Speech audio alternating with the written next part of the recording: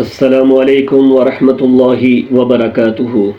آسان تجوید کورس ہمارے جو مخارج کی کلاسز تھی وہ کمپلیٹ ہو چکی ہیں۔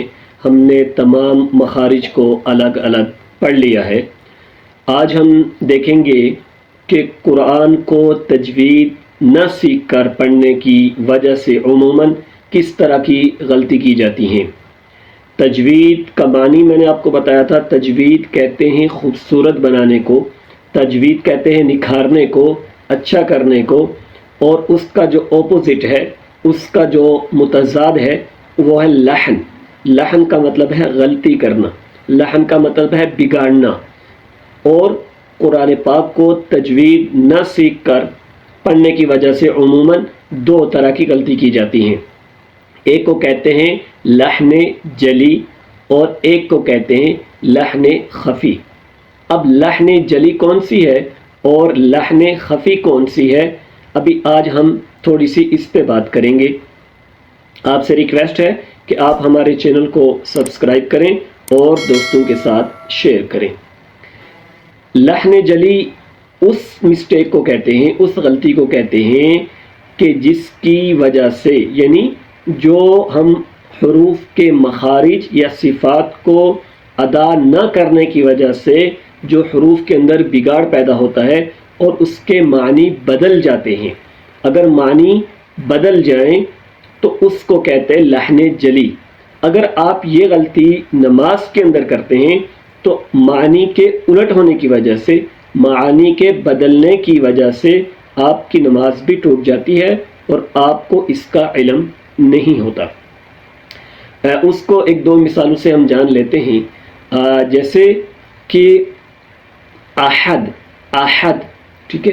اب ہا، جیسے سورہ اخلاص پڑھتے عموماً لوگ نماز میں، سورہ اخلاص کو زیادہ پڑھتے ہیں جن کو باقی صورتیں نہیں آتی۔ اب سورہ اخلاص کے اندر پہلی بات تو یہ ہے کہ قل، وہاں پہ میں نے آپ کو مثال دی تھی قل موٹے کاف کے ساتھ۔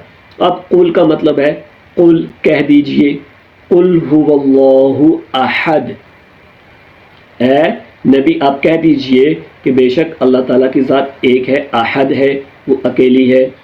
اب قل اگر کسی نے موٹا پڑھا وہ تو صحیح ہے، لیکن اگر کسی نے باریک قل پڑھ لیا، اب اس کا فرق یہ پڑتا ہے کہ قل کا مطلب ہوتا ہے کھائیے، آپ کھا لیجئے۔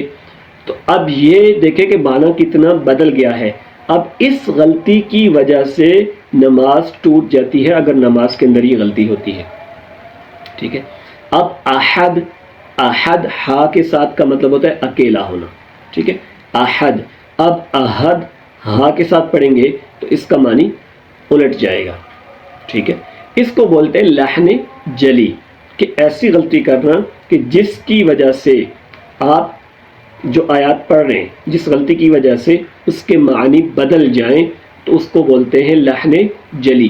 ایک تو یہ غلطی کی جاتی ہے، اس لیے تجوید کا سیکھنا انتہائی ضروری ہے۔ دوسری جو غلطی ہوتی ہے اس کو بولتے ہیں لحن خفی۔ خفی کا مطلب ہوتا ہے ہلکا۔ اب خفی یعنی ایسی غلطی کرنا کہ جس کی وجہ سے وہ معنی تو نہیں بدلتے، معنی میں چینجنگ نہیں آتی، لیکن صفات کے صحیح ادا نہ ہونے کی وجہ سے ان حروف کی جو زینت ہوتی ہے، ان حروف کی ادائیگی میں جو خوبصورتی پیدا ہوتی ہے وہ ختم ہو جاتی ہے، تو اس لیے اس کو لحن خفی بولتے ہیں۔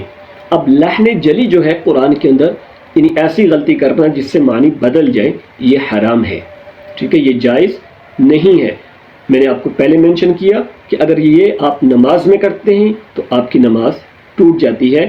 اس لیے آپ کو تجوید کے ساتھ، مخارج کے ساتھ، مخارج کو سیکھ کر جو صفات ہیں، جو ابھی ہم صفات پہ بات کریں گے، صفات کو سیکھ کر جب ہم قرآن پڑھیں گے تو ہمارا قرآن صحیح ہوگا، ٹھیک ہے۔ اس لیے تجوید کا سیکھنا ضروری ہے۔ جیسے قرآن کا سیکھنا ضروری ہے، ایسے ہی تجوید کا سیکھنا بھی انتہائی ضروری ہے۔ تو آج ہم نے دو باتیں کی ہیں۔ ایک کہ تجوید کا سیکھنا اس لیے ضروری ہے کہ تجوید کو نہ سیکھنے کی وجہ سے دو طرح کی غلطی کی جاتی ہیں۔ ایک کو بولتے ہیں لحن، لحن جلی، اور دوسری لحن خفی۔ لحن کا معنی میں نے آپ کو بتا دیا کہ جیسے تجوید کا مطلب ہے خوبصورت بنانا، نکھارنا، اور لحن کا معنی کیا ہوا؟ بگاڑنا، ٹھیک ہے، غلط کرنا، مسٹیک کرنا۔ تو اب لحن جو قرآن میں ایسی غلطی کی جاتی ہے جس سے معنی بدل جائیں اس کو لحن جلی بولتے ہیں، اور ایسی غلطی کرنا جس سے معنی تو نہ بدلیں لیکن حروف کی ادائیگی میں وہ خوبصورتی جو پیدا ہونی تھی وہ نہیں ہوتی، تو اس کو کہتے ہیں لحن خفی۔ تو ان دونوں طرح کی غلطی سے بچنا انتہائی ضروری ہے، وہ آپ تبھی بچ سکتے ہیں جب آپ تجوید کو سیکھیں گے اور سیکھ کے پڑھیں گے۔